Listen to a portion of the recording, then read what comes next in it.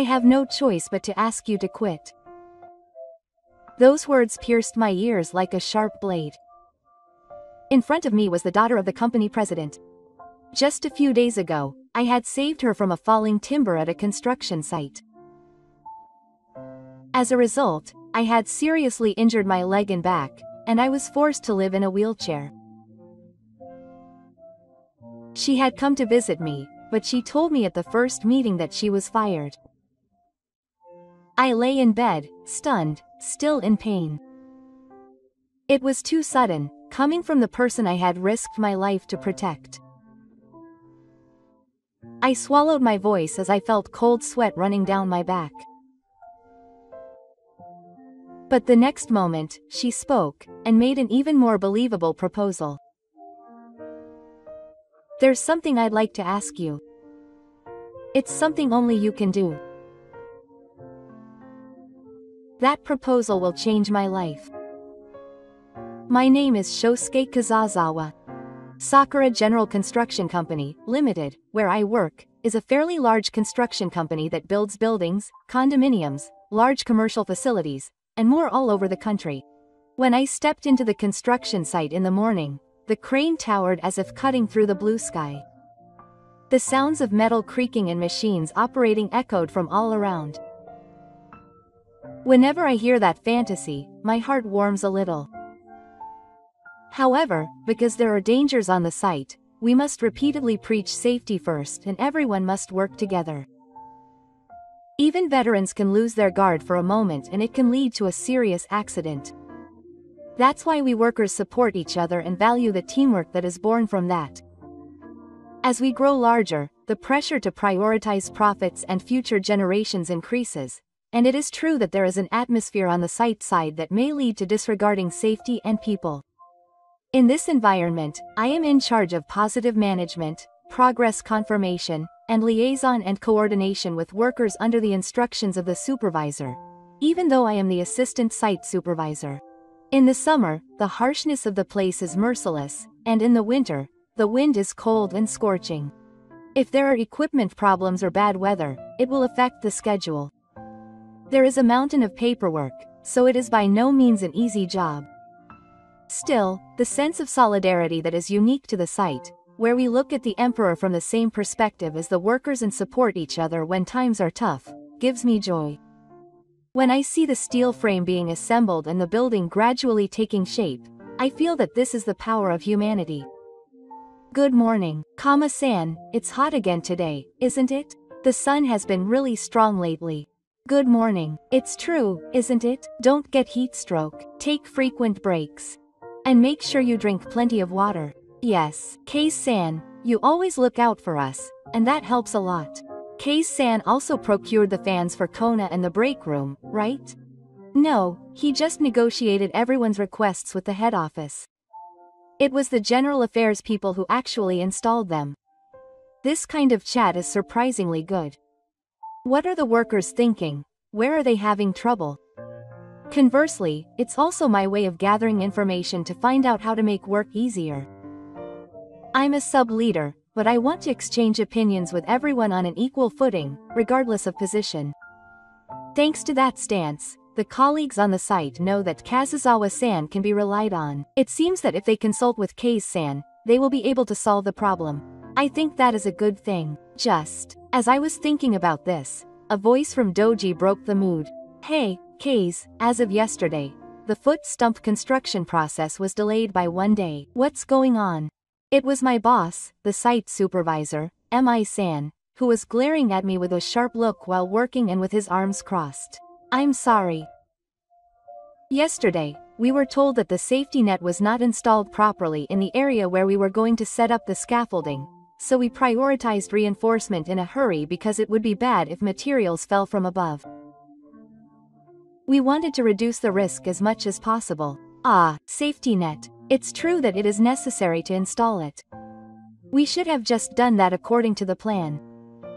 No, the plan included installing a minimum amount of netting, but after listening to the workers and actually seeing the site, I felt that it was insufficient. It would be safer to reinforce the entire area first and then set up the scaffolding.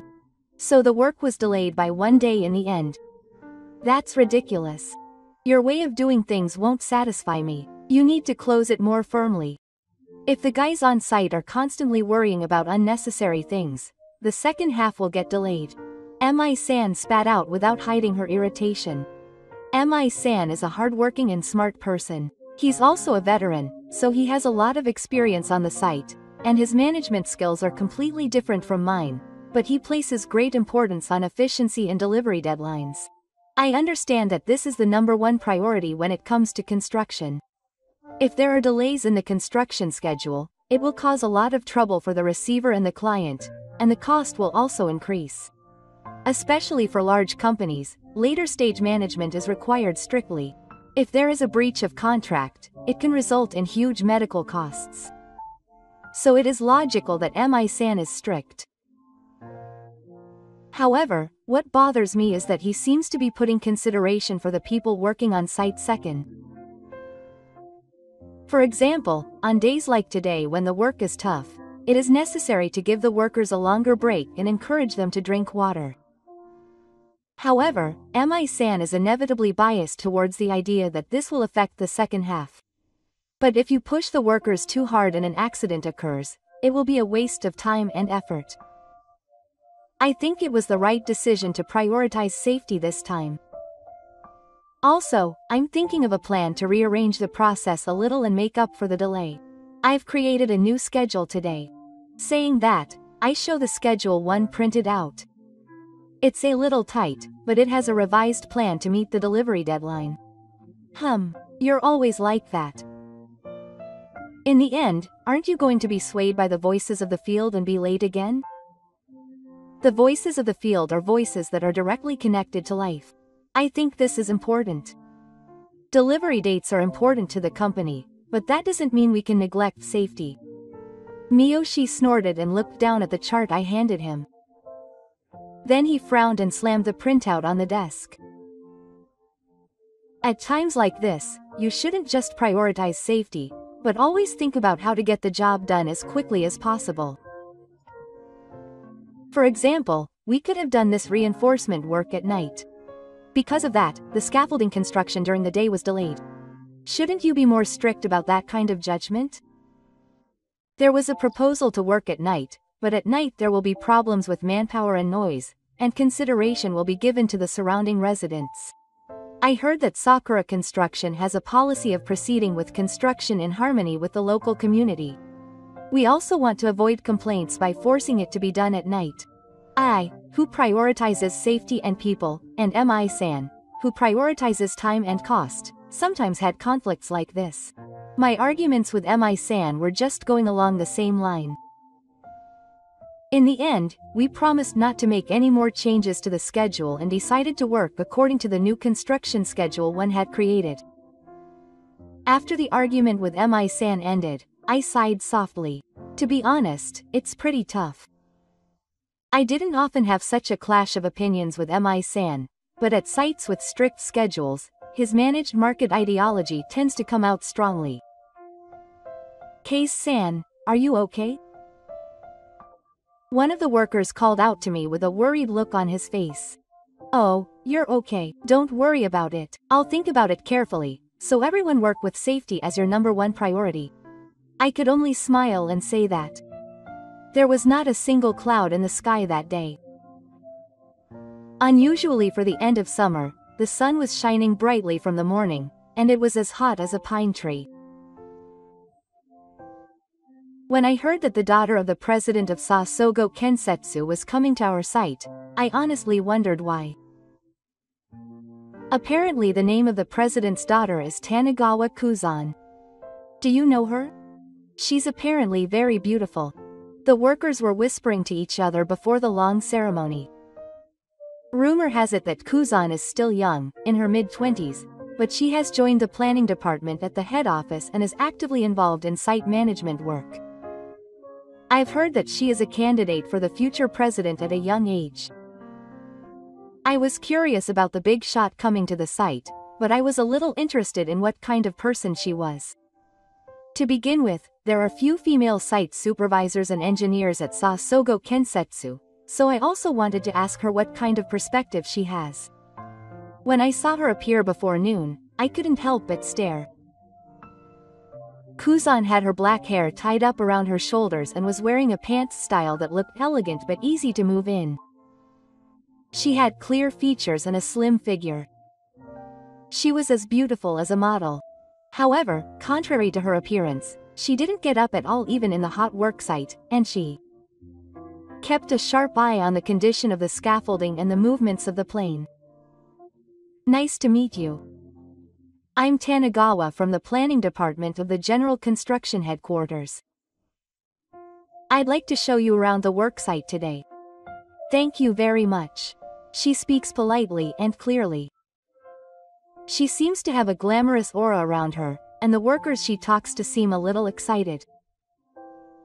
I couldn't contain my interest in her, so I greeted her. Her name is Case Shosuke. I'm an assistant supervisor at the worksite. Thank you very much. Are you Case? I've heard your story. I hear that you put a lot of effort into safety management, value communication with the workers, and have a very good reputation at the worksite. She looked straight at me and smiled. Her smile had a strange persuasiveness. I was flustered, but all I could say was thank you. While being guided by Mio, I was inspecting the exterior of the building under construction. I was checking the lumber to be used in the next process with other workers at a materials storage area in an adjacent area. Suddenly, a worker looked up from above and shouted. I followed his gaze and saw that a large piece of lumber that was supposed to be packed on the scaffolding was about to collapse. Stop it now. What is the team above doing? My screams were in vain as the lumber shook and started to fall all at once. What's worse, it was heading towards the many people who were just watching. The falling lumber was thick and long. If it hit directly, it would be a disaster. Kuzan and Missen seemed to notice it, but they were too late to escape because it was a sudden event. Their bodies moved naturally. I shouted out loud that it was dangerous while running. Kuzan turned towards me and a look of shock flashed in his eyes. I quickly grabbed Kuzan's arm and pulled him to the side. The heavy lumber was approaching very close. I didn't know if I would make it in time. I pushed aside Kuzan's body and covered him as a shield, but at that moment I felt a strong impact on my body and my mind went blank. It was a pain like I had been hit by a steel beam or concrete. When I came to, I was lying face down on the ground, my ears were ringing and my vision was blurry. Several workers were running towards me. Are you okay? Stay calm. Call an ambulance, quickly. I heard the words of someone else talking about the chaos that was all around me. My arms were numb and I couldn't move. Pain ran through my waist and legs. Sweat was dripping from my forehead and I wasn't even sure if my whole body was hot or cold. I asked in a hushed voice, are you okay, Kuzan? Someone answered that I was unharmed because they had saved me. Hearing this, I sighed in relief. The sound of the ambulance's siren was approaching. The emergency services were administered according to instructions based on the unit price. Still unconscious in the summer sun, I was picked up by the ambulance and taken to the hospital. According to the explanation given by the doctor who took X-rays and CT scans for tests, I had serious damage to my lumbar spine and legs, and it was possible that I would break a bone and even affect my nerves. I was told that I needed surgery, but that rehabilitation would take a long time. I still couldn't believe that my condition was so serious, but the doctor's serious words made me understand that it was reality. I was told to be hospitalized immediately, so I was taken to the hospital room and put on the bed. What was going to happen? Would I be able to continue working from now on? Anxiety and pain came over me at the same time, and I could only lie on the bed, staring at the ceiling and biting my lip. The next day, it was Mi-san and Ku-san who came to my hospital room. Mi-san was still doing her usual work. Ku-san was wearing casual office clothes. Her makeup was modest, but her facial features were beautiful. I tried to get up without thinking, but my back and legs hurt and I couldn't move properly. "How's the wind? What's the doctor saying?" Mi-san looked at me with a worried look. Her face didn't have the usual intimidating air. "It seems I'll be hospitalized for a while. In some cases, even after surgery, you may not be able to move as you were." I felt my lips trembling as I spoke. "I see." Mi-san was stumped. It seemed like he was worried about me in his own way. Meanwhile, Ku-san stood beside the bed with an apologetic expression and bowed deeply. "Case-san, I'm really sorry. I was careless and made you go through this." "No, as long as Ku-san is safe, that's fine. I wasn't just pretending, I was being honest." However, perhaps because of the pain, my voice became a little weak. Ku-san looked at me with a complicated expression that looked regretful and apologetic, unable to put it into words, and the next moment, the words that came out of Ku-san's mouth made me doubt my ears. "Case-san, if you can't move for a while, we'll have no choice but to ask you to quit," she said. I lost my voice after a moment. It's true. A person who can't handle things on the scene can't work as a sub-leader. But I can't believe that Kumi-san said it so easily. As a company, we can't leave the scene to someone with injured legs and back. It takes time, and if I don't sense it, I won't be able to go around the site from now on. In an instant, my mind went blank and I felt a throbbing in my chest. Does this mean I'm fired? Does that mean I no longer have a place here? My head is confused and I can't speak. I feel so hopeless that my stomach feels heavy.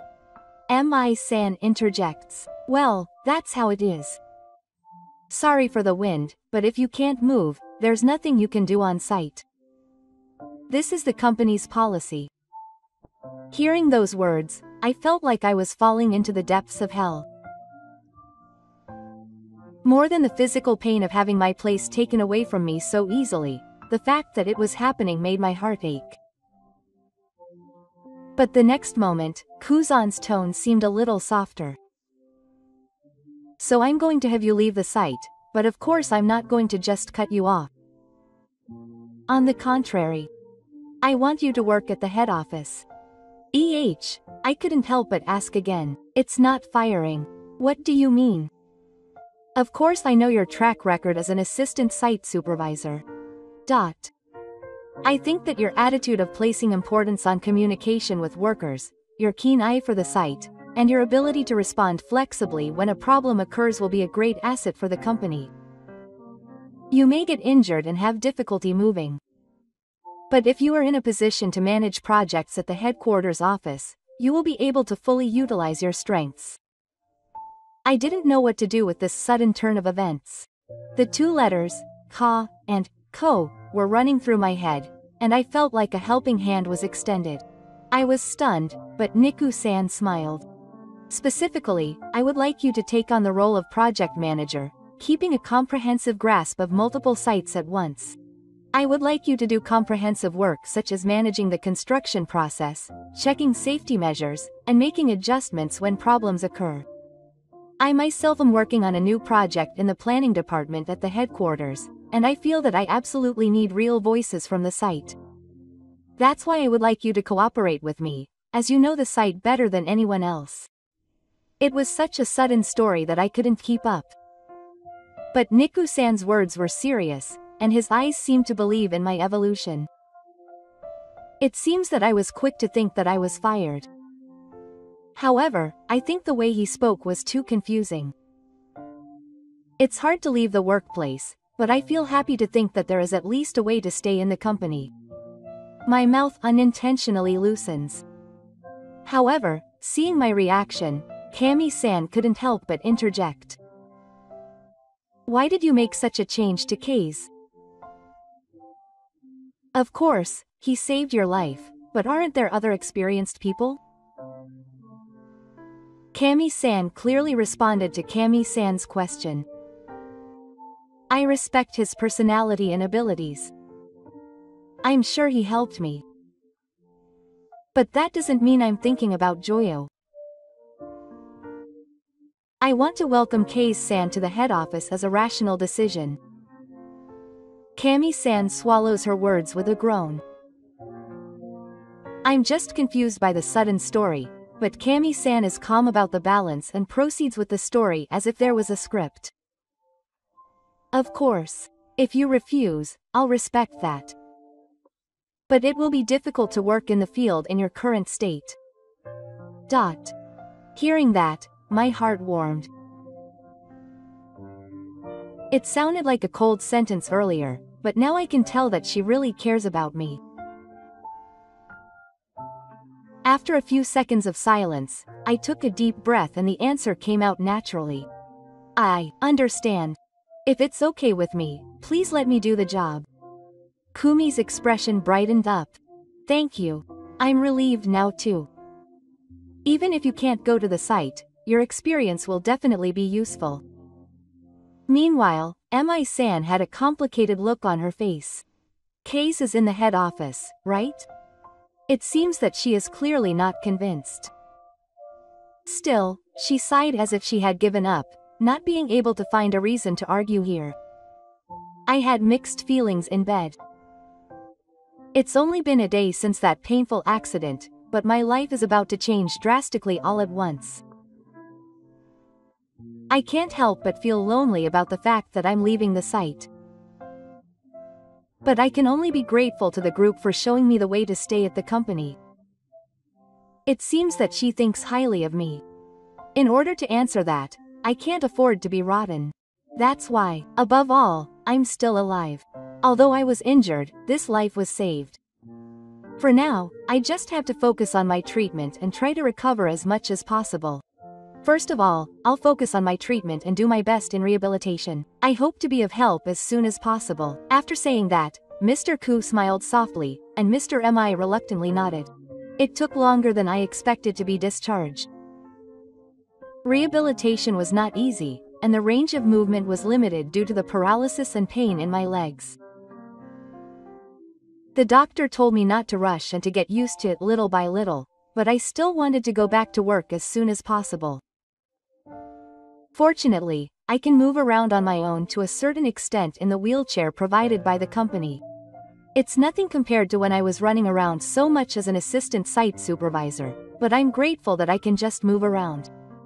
After joining the team, I was assigned to the planning department at the head office. Officially, my title is Project Management Department, Assistant Manager.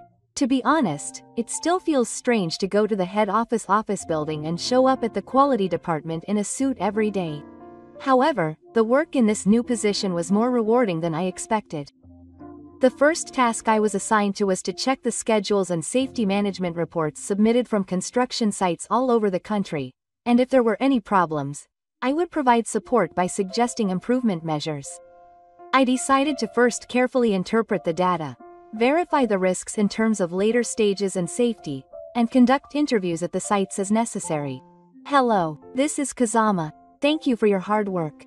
Looking at this week's schedule, it seems that the piping work is a little behind schedule.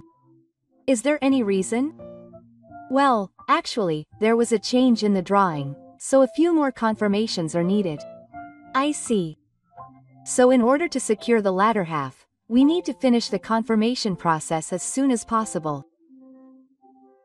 I'll rush over here so that the design person in the car can move on a priority basis. The accumulation of such conversations is important. I'm originally on the side, so I can rescue issues that are hard to show in numbers. Even when coordinating with different departments within the company, the sense of speed is quite different when I take the lead and have direct dialogue. After working at the head office for a few weeks, I gradually got my pace and began to be trusted by those around me. And the person who helps me the most is Kuzan. She has been declaring that she will take responsibility for taking care of me since I was hospitalized, and she still supports me as she says. You have 2 meetings today. Are you okay with moving the conference room? There's a difference, so I'll push it. It helps. I'm sorry. It's okay to always rely on you. I'm just trying to repay her. My life was protected by you.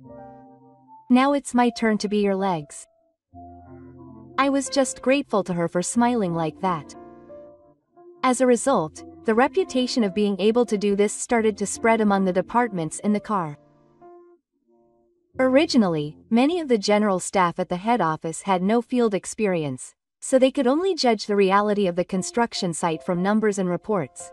But when I give advice based on specific cases and the feelings of the workers, they often open their eyes and say, "I see, that's how it is on the site." You're amazing, Kaze.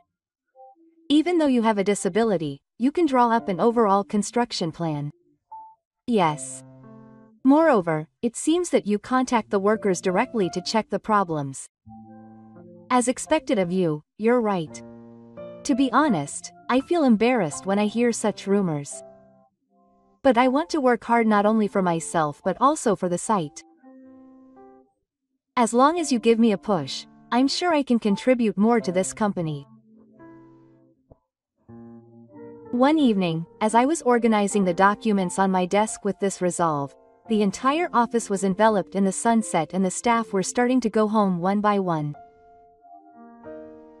At that moment, I noticed that Ruku, who was sitting diagonally across from me, was staring at the documents and not moving. Usually, she would be proactive and ask me about the next meeting documents or what she thought of the project. But today she was very quiet. She glanced at me, as if her soul had left her. "What's wrong, Kumi?" It seems like she hasn't even turned the page in a while, but that one word made her look up. A look of confusion appeared on her usual beautiful face. "Oh, I'm sorry. I was just thinking about something." She seemed unable to express herself well. Thinking that this was unusual, I pushed the wheelchair a little closer to her. There were in-car reports and project documents scattered on the desk, but none of them seemed to have been touched. "Are you okay? If you're having trouble, please tell me. You seemed distracted even when I talked about work. Is there something wrong?" She shook her head slightly and began to speak hesitantly. "Actually, I've been dragging that accident around with me for a long time, and I'm also very worried about you coming to the head office in this way." As she says this, she lowers her eyes a little sadly. "Of course, I went to inspect the site because I wanted to see it. But my main purpose was to see your work firsthand. My father often told me that a young man named Kaze was loved by his colleagues on the site and cared about safety and people, so I was always curious about him. That's why I wanted to invite you to the head office someday even if that accident hadn't happened." I couldn't help but gasp at her words. She certainly said that she wanted to know about the situation on the site on the day of the murder, but I didn't know she had any more interest than that. "But in the end, I'm sorry that I got you involved in that accident and injured you. I can't help but think that if I had been a little more familiar with the safety measures and work procedures, you wouldn't have had to live without thinking." As she says this, she clenches her fingers tightly as she holds the documents in her hands. "Kuzan, it was certainly a shocking accident, but it's not just one person's fault. I acted on my own and got injured by my own judgment. And it's actually a positive thing for me to end up working at the head office." "Is it a positive thing?" She tilts her head. "Yes. Unlike the field, there are people who don't have many opportunities to visit the head office, so I think it's good if my experience can be of some use. And to be honest, it's rewarding to be able to solve problems that can't be seen by numbers alone together with you. So you don't have to blame yourself so much, Mr. Ku." When I tell her that, she smiles. But her expression still seems to show some regret. Thank you. But it's still been bothering me somewhere. If I had been more aware of the situation at the field, the accident could have been prevented. Now we can take measures together to prevent the accident from happening again. What happens from here on is important. When I say that, she sighs lightly as if she feels a little relieved. That's right. I have to be strong because I'm a candidate for president, appointed by my father. I'm good at numbers and planning, but I'm not good at properly collecting the real voices of the field, so I've actually been feeling a strange pressure for a long time. Her father is watching her, and the expectations of those around her are high. A moment of anxiety crossed her eyes. I shifted the position of my wheelchair a little and met her gaze across the table. Of course, I will support her with all my might. Please don't push yourself too hard, Mr. Substitute. You have a lot to deal with as a candidate for president. When I said that, Mr. Toku lowered his voice a little and laughed, saying it's not that big of a deal. But I deliberately continued in a light tone. No, if the candidate for president collapses, it's a big problem. Who made him work so hard? If suspicions are directed at me, it's no good. I said I'd support him with all my might, but I don't need a laughing matter like our current president collapsed because of Kazuma. I purposely exaggerated my words to relieve her shoulders, and she slumped for a moment, then burst out laughing. I could see the tense atmosphere from before suddenly softening. I see, so don't push yourself in that sense. Right. I don't intend to overwork myself that much either. Please let me work with peace of mind, Kazuzawa-san. I couldn't help but laugh when he said it happily. I felt like we had become closer, even if it was just a little. Then let's help each other before we collapse from overwork. Even if my body is hard to move, my mouth and head can still move. That's good. I'll give you a sign to take a break before I reach my physical limit, so don't miss it. Right, understood. I want to avoid the CEO candidate collapsing more than anything, so I'll keep a close eye on him. We both laughed together at such a light-hearted Europe. Surrounded by that bright laughter, it felt like the gunfire she had been holding just a moment ago had become a little lighter. In the office, where the orange sunset was shining in, we were able to relax a little and share a positive attitude towards the next job. Then an emergency message came to the head office. One of the large-scale redevelopment projects. There were a series of complaints from workers during the construction of a complex commercial building in front of the station. Although things are going smoothly on the chart, veteran workers are complaining about the way things are proceeding, with break times being cut to speed up work and safety checks being simplified, prioritizing efficiency. That's what I have to do. I have no choice but to go directly to the site and hear the voices of the workers. Thinking this, I proposed the need for a site at the meeting. However, in the conference room, Mi-san, who is the site supervisor for this project, interjected. Even if you say you're going to the wind site, you're in a wheelchair. Besides, the Emperor is proceeding as planned. Please don't make any unnecessary waves. I understand that the Emperor is being protected. But isn't there a problem with this way of proceeding? Let me hear the voices of the site directly. I argued passionately. Then Yamazaki, a young elite employee, joined the conversation, pointing to the monitor with a calm expression. The schedule is going perfectly smoothly. All the safety management documents are in place, and there are no problems with the numbers. Rather, as Mi-san said, isn't it more dangerous to bring unnecessary confusion to the site? Yamazaki is a new employee at the head office who is said to be a top student who graduated from Tokyo University and is good at numerical analysis. He is known for his skill in summarizing project budgets and periods in an excellent way using Excel and statistical tools. However, to be honest, his understanding of the actual situation on the ground is still shallow. Serious problems can be lurking in the parts that do not appear in the numbers. If we continue the current way, it may lead to an accident. Mister, safety is certainly important, but I don't think there is any need to bring unnecessary worries to a site that is proceeding as planned. As the data shows, everything is normal. Yamazaki said this and closed the computer screen coldly. I bite my lip. Oh, as expected of the head office elite. It's helpful that you speak quickly. Mi-san smiled and lightly tapped Yamazaki on the shoulder. The atmosphere in the conference room became tense. However, at that moment, Ku-san raised his hand. I agree with Kazuzawa-san's opinion. If he wants to go and see it himself, I think that would be more reliable. Just adjust the schedule so as not to cause any confusion at the site. Yamazaki-kun, how about it?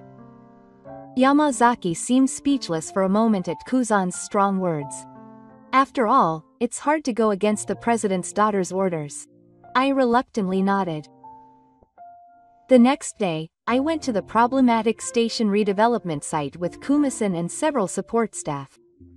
As soon as we arrived at the site, the tense atmosphere was felt on my skin. The heavy machinery stopped working, and I could clearly see the workers gathered together and making a stern gesture. The office door was slightly open, and I heard some ominous voices from inside. Hey, what's going on here? They said they'd suddenly had to do additional work that wasn't on the blueprint. And don't cut brakes. But the emperor said he wouldn't let us delay. That's ridiculous. From the fragmented voices flying around, I could tell how cornered the workers were. Kuzan muttered under her breath, this is rougher than I thought, and I gave her a look, saying, yes, let's check on the situation a bit. When we entered, the veteran workers who were the leaders of the site were voicing their dissatisfaction. When they noticed us, they looked at us confused for a moment. Thank you for your hard work, Kei-san, and the guys, well, to be honest, it's really tough right now.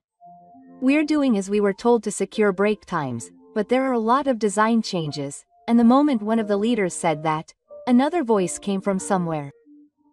Are we really going to finish on this schedule? No additional personnel have been added. If the number of changes increases, we have to increase safety checks. Of course it's going to be unsettling. The workers around us all nodded in unison, saying that they agree. As the awkward atmosphere spread, I took a deep breath and tried to listen. That's when it happened. But there's no problem with the data, right? Yamazaki suddenly appeared from behind with a modest knock. He began to speak calmly, holding a tablet in his hand. We averaged everyone's work times and verified the processing time for the changes, but if we look at the total, it will definitely be within the imperial budget. If we make a fuss here, it will just waste time, right? The workers looked back at Yamazaki with a look of surprise on their faces. His eyes were filled with confusion and irritation. The leader, the man in the corner, glared at Yamazaki, his veins a little red. It's not a matter of making a fuss. If you come to the site, you'll understand. If there are more reinforcement works that are not on the blueprint, we have to increase safety checks. If there are not enough people, where can we cut corners? A tense atmosphere fills the office. Yamazaki is at a loss for words for a moment, but immediately tries to answer, yes, if you look at the numbers, it should be fine. However, any further exchanges could lead to an emotional clash. So I pushed my wheelchair forward a little to get between the two of us and spoke. Thank you, Yamazaki, your analysis is very helpful. It's true that it may be just about possible on paper. But even if it fits in the emperor, what do you think would happen if the workers continued to work with anxiety? When I said that, Yamazaki continued, staring at the tablet. Meanwhile, I continued in a calm tone. Everyone at the site was making small corrections and unexpected rework that were difficult to see in the numbers. I'm afraid that this will result in a lack of consideration for safety. So first we need to organize the specific amount of reinforcement work and the necessary safety check steps one by one so that everyone here can understand. I look around at the faces of the workers around me, including the leader. Even though everyone had grim expressions, I could see their intention to talk if they would listen. Then I turned to Yamazaki again. Yamazaki, numbers are only part of the information. I think now is the time to listen to the voices of the field and reflect them in the numbers. If we do that, I think we can work together to create a schedule that is truly safe. How about it? Yamazaki looked at the tablet and the expressions of the workers for a while in response to the quiet question, but eventually he sighed as if he had given up. I understand. So please tell me the specific details of the reinforcement work. I'll try to pick up any parts that seem to be quantifiable, such as how many places there are and how much manpower is required. The leader smiled a little at those words. Oh, that would be helpful. We also need to discuss the reallocation of personnel, and we also want to consider the priorities of reinforcement and safety measures. Soon, the workers began to return to the office, spreading out drawings and documents. The tense atmosphere from earlier had disappeared, and everyone was in a positive mood, thinking about how to get through this situation. Watching this, I made eye contact with Kuzan. She nodded back with a relieved expression. It was one day when the safety aspects of the site had been cleared, there were no complaints from the workers, and the Emperor was progressing smoothly. I went to the site as usual, and immediately sensed something unusual. The cranes and heavy machinery were stopped, and the workers were gathered in the corner of the site with grim expressions. There was a tense atmosphere in the office, and everyone was silent. What's wrong? Did something happen?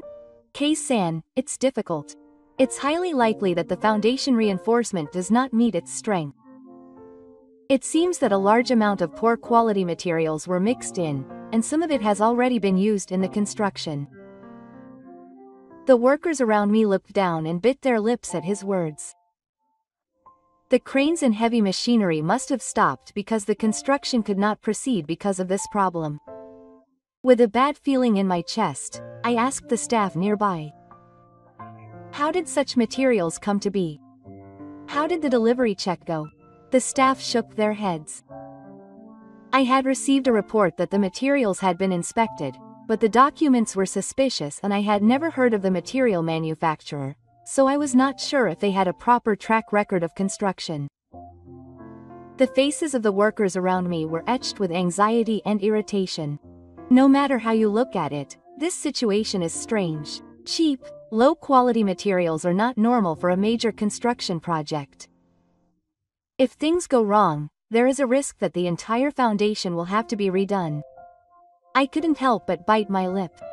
This is strange no matter how you look at it. Who would have ordered something like this? At that moment, everyone's eyes naturally focused on the site supervisor, Miyoshi. He was clearly losing his composure and sweating. Miyoshi, Yumasaka-san, looked down with a bitter look on your face and shook your voice. I was just following the instructions from the head office. The workers around me all shook their heads at his words. The head office's instructions. I didn't think it was strange that someone would place a large order in bulk with such a company. It's strange, isn't it? But the head office is always nagging us to cut costs, so it can't be helped. I don't want them to blame me alone. They told me to buy it cheaply. I just followed their orders because they told me to protect the later period. The workers exchanged increasingly anxious looks as he raised his voice. But even so, didn't you think about safety? I did. But what should I do? The guys from the head office kept nagging me to cut costs more. To be more efficient. That's right. So, as I watched him breathe heavily, the staff around me became more and more frowned, but Mi-san didn't stop. He raised his voice and shook his head with his eyes wide open. That's right, I remembered. At that time, someone from the general department asked me how much we could cut specifically. I remember it clearly. It was you. The atmosphere froze for a moment, because Mi-san suddenly mentioned Yamazaki's name. Yamazaki was checking documents in the back of the office. He opened his eyes wide at the sudden nomination and turned around in a panic. What are you talking about? It's true that I proposed to cut costs, but I don't remember specifying a specific contractor. The first payment is your authority, right?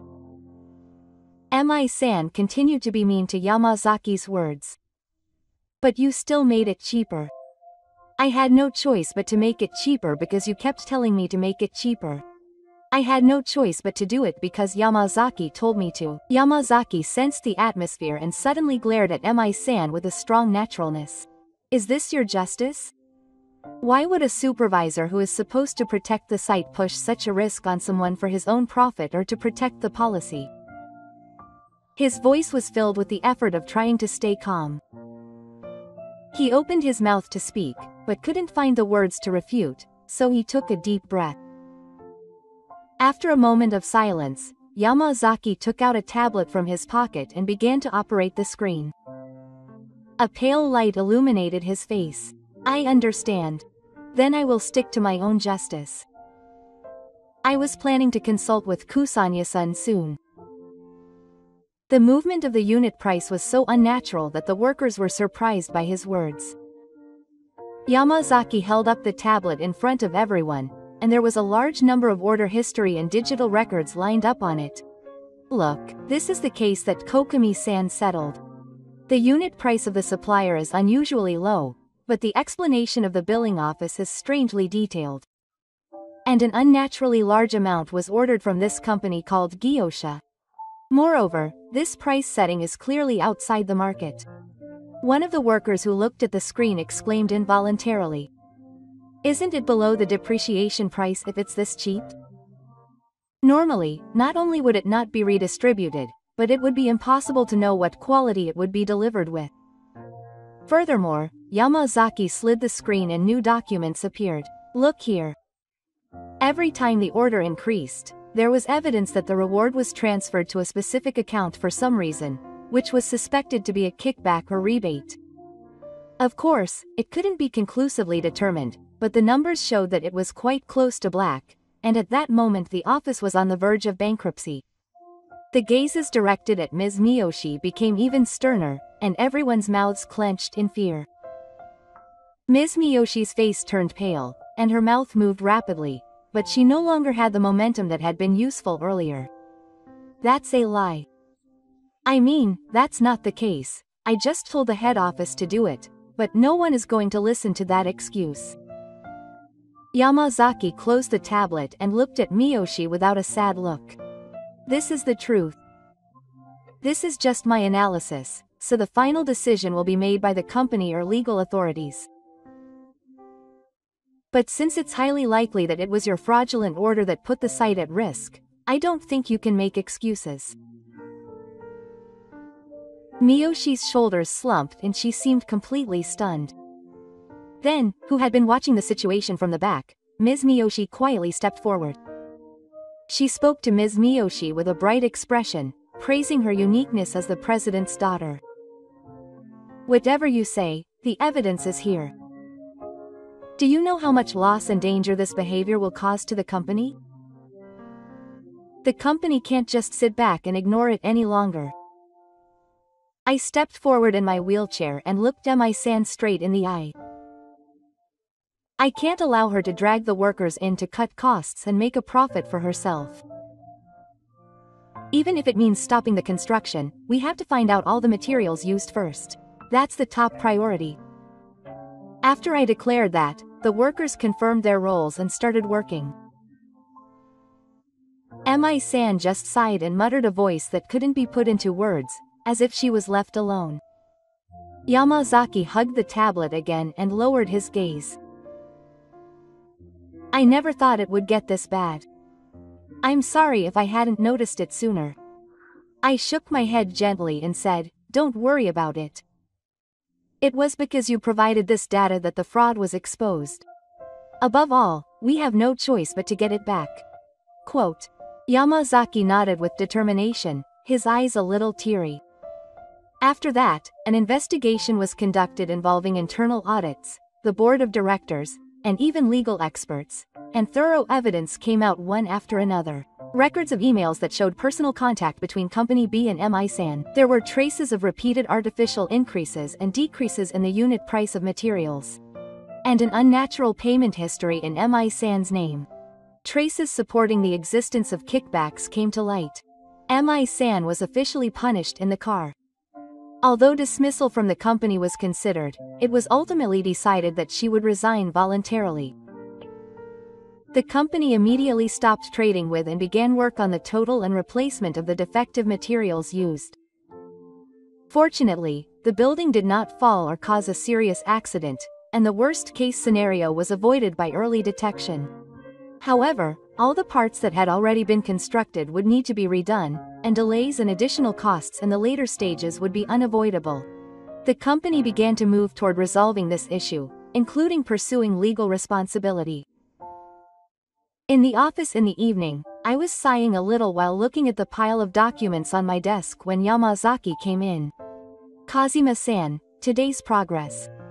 The installation of the exterior panels in the problematic areas was completed as planned. Overall, we are still behind schedule, but it looks like we can catch up. Yamazaki approached me, carrying a laptop in his arms. "I see. You did a good job." Yamazaki's strength is being able to support the field while looking at the numbers. "It really helps me." When I told him my honest thoughts, Yamazaki wrote his head shyly. At first, I honestly thought that it would be fine as long as the numbers were correct, but after this experience, I realized that there are many things that don't show up in the numbers. That's right. Of course, numbers are important, but with that alone, you can miss invisible anxieties and contradictions. That's why we have to make decisions by combining the voices of the field. Yes. I've been watching your method this time and I'm very convinced. From now on, I will also value not only numbers but also the voices of people and the reality of the work. Like Case-san. He said that and turned to me with a serious look. If it were him in the past, he would have gone around in circles saying it was no good. When I felt that change, I was so happy. A week later, it was Miyoshi's last day at work. I visited him.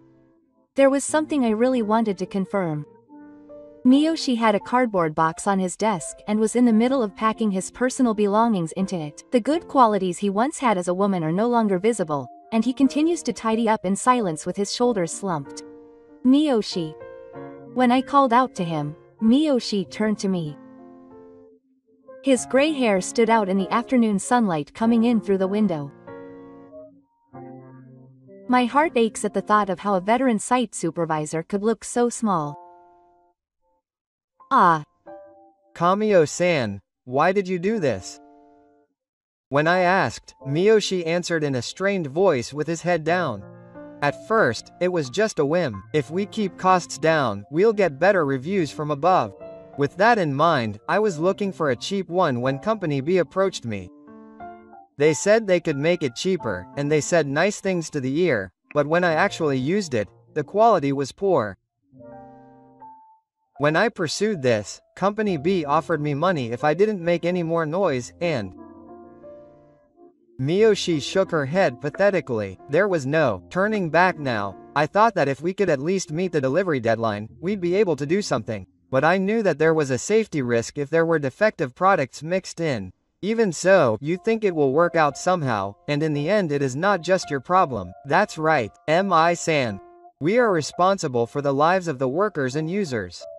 Mi-san's face distorts at my words. I could see his clenched fists shaking slightly. "I'm really sorry, Kaze. Even though you hurt your leg in that accident, you are still thinking about the site and the company. But I was so distracted by deadlines and costs that I lost sight of what is important. As you say, the construction industry cannot survive without taking care of people." After saying this as if squeezing it out, Mi-san lowers his eyes as if he is cursing himself. "I will be cut off from both the company and the site. It's over now. Nothing can be fixed." I quietly move my wheelchair towards Mi-san, who says this with a trembling voice. Because it is painfully clear how deep his roots are. "If you are, please try again. I also valued your knowledge and experience, so I understand that you were cornered and suffered, but if you are serious about your apology, I believe that the path will never be closed." Mi-san tries to shake his head, but he can't speak, Perhaps because he's at a loss for words, his profile is distorted and I can see that he has tears in his eyes. But what do you mean? What do you want me to do now after such a betrayal? He says in a weak voice. But that's why I keep talking, looking forward. Caring for people is the foundation of the construction industry. Whether we're building scaffolding or erecting steel beams, we always support each other with the help of others. Mi-san must have risked her life for a long time now. If you truly regret it and want to return to work protecting people, please show your will to start over. I'm sure the company and the workers will need your experience. At least that's what I believe. After saying that, Mi-san looks up in surprise. There seems to be a little light in his eyes. He shakes his shoulders and finally squeezes out a little voice. Kazama, you're really naive. You still buy traders like me. Is that so? It may be naive, but that's how I want to be. I don't want to abandon people. I want to help them get back on their feet. Isn't that the spirit of the site that you taught me, that people are valued? Mi-san took a deep breath, closed her eyes and bit her lip. After a moment of silence, he nodded his head. Thank you. I'll try again. Of course I have to take responsibility, but if there is a way to come back, I want to face the site again with my life on the line. He shed tears for just a moment, but he quickly wiped them away and nodded slightly as if he had lost his appetite. He looked weak and frail, but he looked like something had fallen from his chest. Whatever path he takes from now on, I hope that he will use this regret as an excuse to return to the construction that values people. A few days later, I was busy practicing walking in the hospital's rehabilitation room. I'm still mainly in a wheelchair, but I'm slowly getting my body moving. As I carefully walked along the handrail, I heard a cheerful voice coming from the entrance. Can I come in? Oh, it seems to be going better than I thought. When I look at her, I can't help but straighten my posture. Kumi-san, I'm Sorry for coming all the way here. No, when I heard that you're working hard at rehabilitation, I got curious. Are you okay? You're not pushing yourself. She looks around the rehabilitation as if she's inspecting the site, and then she comes over to me. I'm a little startled at how close we are. It's okay. The doctor told me not to rush. But I want to be able to move as soon as possible, so I tend to put in too much force. I understand that, but on the other hand, if I become unable to move again, it's all for nothing. She makes jokes and stands on the other side of the handrail so that I don't lose my balance. That's right. If I work hard and can move, there's more work I can do, right? Saying that, Kumi-san deliberately shrugs her shoulders. Yes. There's a ton of work, but that's not all. There are actually still many things I want to do with you, so be prepared. Right, I see. Well, there are a lot of things other than work. So I wonder what they are. Anyway, do your best in your rehabilitation without rushing. When she smiled, it felt like the atmosphere in the room became even softer. I instinctively straightened up while trying to hide the excitement in my heart. Wow, I understand. I'll work hard at my rehabilitation and try to be of more help to you. Wait, when? Kumi said that in a small voice. I felt my face getting hot. But it's not bad. Actually, I feel extremely motivated at work, and I want to meet her expectations in other areas as well. I felt my heart filling with such thoughts. After experiencing that accident, I felt the importance of helping each other and the weight of trust. Even if you feel like giving up, you are never alone, and as long as you don't forget to be considerate of others, you can overcome any wall. From now on, I want to continue to value bonds with people more than anything and move forward with sincere feelings.